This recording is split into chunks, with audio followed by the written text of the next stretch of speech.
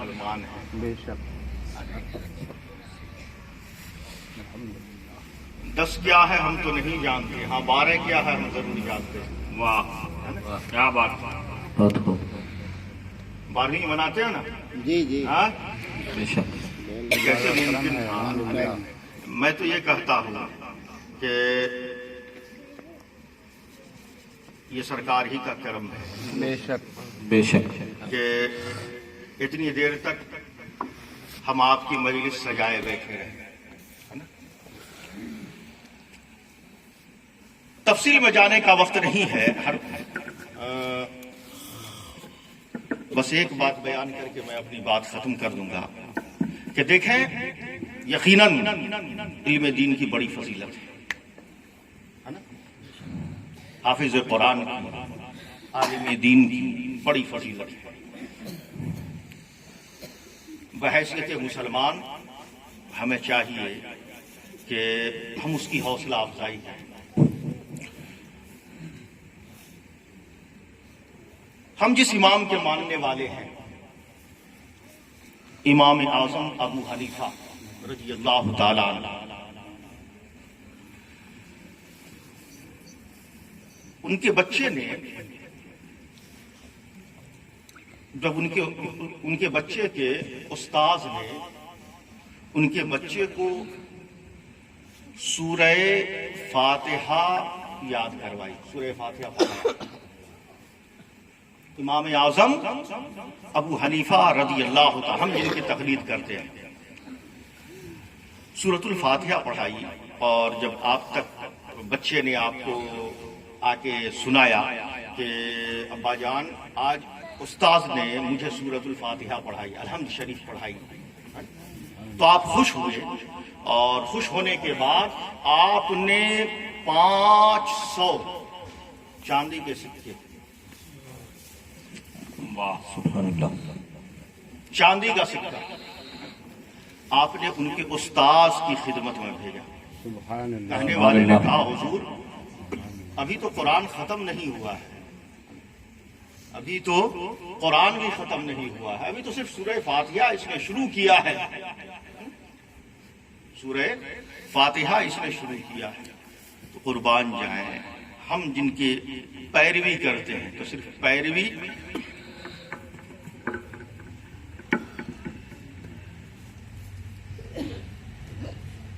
مسائل میں ہی نہیں کرنی چاہیے. جب ہم مقلد ہیں تو باضابطہ مقلد بنیں.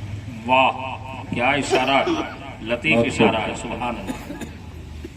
واہ دراصل یہ حوصلہ افزائی کرنی تھی استاذ کی کہ انہوں نے ان کے بچے کو سورۃ الفاتحہ پڑھائی، واہ اس لیے ان کی حوصلہ افزائی کرائی کہ وہ ہماری طرح دنیا دار نہیں تھے، کیا بات ہے. ہے نا؟ کیا بات ہماری طرح دنیا دار نہیں تھے، بلکہ ان کی نگاہ آخرت پر بھی تھی. سبحان بے شک. سبحان اللہ. سبحان اللہ.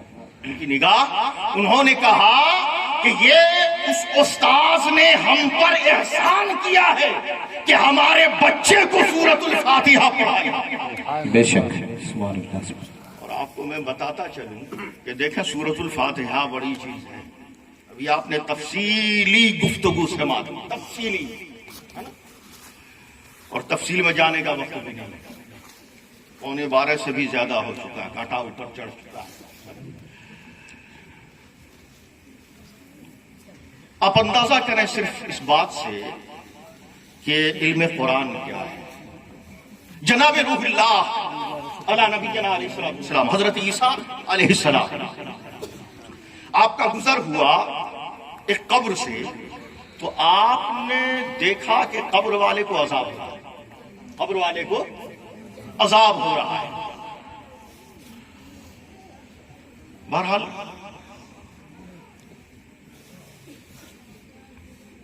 جہاں جا رہے تھے آپ آگے نکل گئے.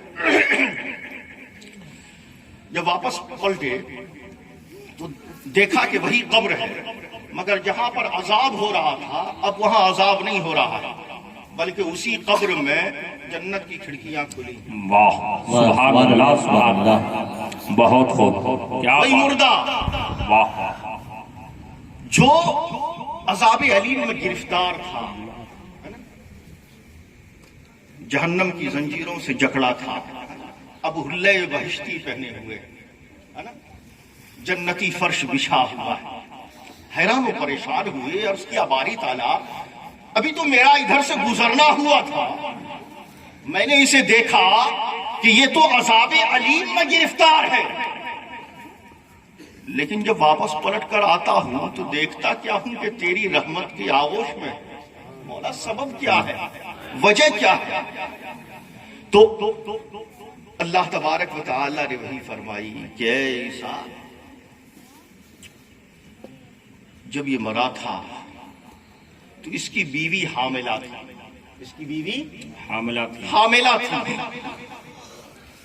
آج اس کا بچہ چلنے پھرنے کے قابل ہوا تو اس کی بیوی اس کی انگلی پکڑ کر مکتب میں لے گئی۔